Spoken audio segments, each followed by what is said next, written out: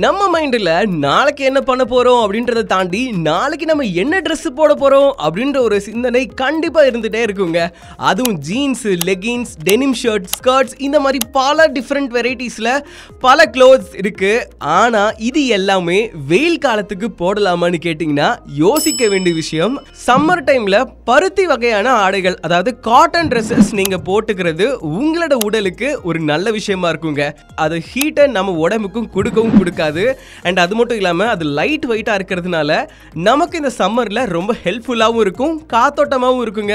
முடிஞ்ச அளவுக்கு ஹெவி வெயிட்டான ட்ரெஸ்ஸஸ்லாம் அவாய்ட் பண்ணிட்டு இந்த சம்மர் சீசனை லைட் வெயிட்டான ட்ரெஸ்ஸஸ் போட்டு நாம நம்ம உடலை பாதுகாத்துக்கலாம்.